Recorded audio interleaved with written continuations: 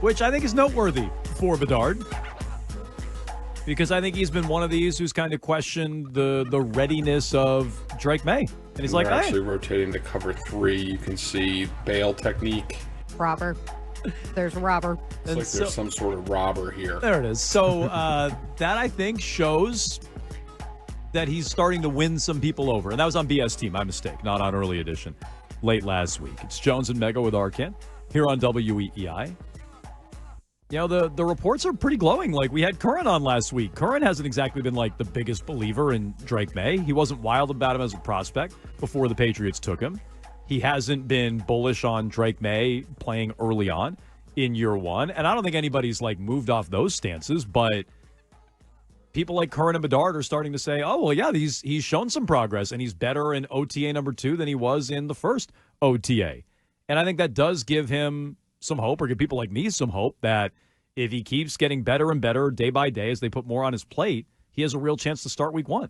I'm not going that far, but I wonder how much everybody's reacting to who's down there is like they expected this kid's footwork to be the biggest mess in the world. And then you hear somebody like Brian Hoyer say, like, that's the easiest thing to fix. So you're seeing him in OTAs, and it's like, oh, wow, he's already made so much progress in that department. Now, I think something like learning to read NFL defenses week to week and the preparation that goes into that, on top of the rhythm that you get into behind what might be like a very porous offensive line, I think that that's a different level of correction and growth that you have to take some more time with. But I'm not surprised that at this point in the program, when they're in T-shirts and shorts, it's like, yeah, you know what? He looks pretty good. Because he's a number 3 overall pick, so he should look pretty good in T-shirts and shorts. No, yeah, he definitely should. But I don't know. People seem like they didn't even expect this much out of him based on what I'm hearing from Bedard, based on what I'm hearing from Curran. We'll play Breer coming up. Like, I think even in those settings, as a rookie in 7-on-7 shirts and shells, not out there with a full-on pass rush, and he is for some of it. He's out there for 11-on-11s too. I think he's showing a little more than people expected. Yeah, and that's good. And maybe the expectations were sort of based on the way the team talked about him after they drafted him. It wasn't guarantee like it was in Chicago, or even like with Washington, who it seems like they're ready to just start with him, that was what they were going to do here. So I think that sort of trickled down to the media, and then all of a sudden it's like, okay, well, now he's this project. He should be looking better than Jacoby Brissett and Bailey Zappi and Bazooka Joe. You know, like, there's no reason why he shouldn't look better than those guys. That's what I think. He absolutely should, even at a young age, whatever. I mean, Jacoby Brissett is what he is. Bailey Zappi is what he is. The expectation is this guy's going to be much more than those two guys, which, I mean, let's be honest, it doesn't take much to be more than those two guys. He should look as good as them or better. I'm not surprised by this. So the question becomes, if he looks the best on the practice field in mini camp and training camp and the OTA tomorrow and everything else, if he looks the best, is that enough to start? Or is there another level he has to get to where they're trying to get him ready for the organization and everything else? To me, I'm well established on this, going back to the Jimmy Garoppolo draft pick. Like, I'm not drafting quarterbacks to sit. And so I think if he's the best quarterback on the field, you owe it to your team, you owe it to him to get him out there. And I think he'll learn more by playing than sitting in a meeting room on a VR headset. But that's just me. Mike Reese wrote over the weekend about these reps and how they broke down. He said in 2 practices open to reporters over the last 2 weeks. I think that's important for fans to remember. Reporters aren't there for every single practice. They're there for a select practice each week. And so the team can show whatever they want reps-wise in those practices. We have no idea what's going on the rest of the week. Like, for instance, was there an OTA today? Probably. The media will be there tomorrow. There will be other practices this week. They won't be there for all of them. And so they can turn it on and make it look like whatever they want when the media is available. Maye has been working behind Brissett and third-year quarterback Bailey Zappi all on the same field. The repetition breakdown in 11-on-11 drills of those practices have Brissett going 17 snaps, Zappi 13, Maye only 9. But when the Patriots split practice over 2 fields and the focus is more on 7-on-7, Maye's repetitions spiked. In the most recent practice, he had 14 reps, 12 out of 14, compared to 7 each for Brissett and Zappi. They had as many reps combined as he had. This shows how the Patriots are carefully managing Maye's progression, as he doesn't want to concern himself with the pass rush, or doesn't have to, rather, concern himself with the pass rush in 7-on-7 drills, and thus he can solely focus on reads downfield. Coaches are giving him the heaviest work in this area, and once Maye shows consistent proficiency, they'll likely add to his workout with more 11-on-11 drills to see how he looks. So that's it. It's like, it seems like he's doing well in those 7-on-7s. And if he keeps doing well there, he's going to get more work 11 on 11, and I think he's going to get a chance to start. I don't think it's that hard to beat out Brissett and Bailey Zappi and the rest of this quarterback room, and I don't think it's a big gap to close. I know others do. I think this is exactly how it's going to work. He checks the box 7 on 7. They go, great. Here's more work for you 11 on 11. He checks that box. He does it in a joint practice. He shows it in the preseason. And once he's shown all those things, he's going to be your week 1 starter.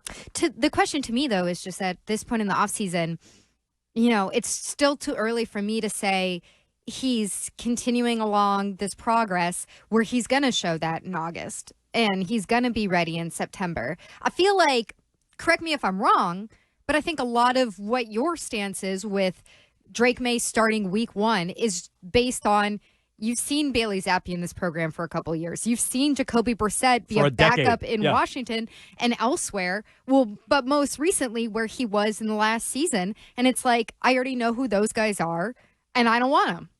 I mean, is that a mischaracterization of where you're coming from? I don't think so at all. And look, I like hearing reports like this, right? The one we just played from Bedard. Let me hear Breer.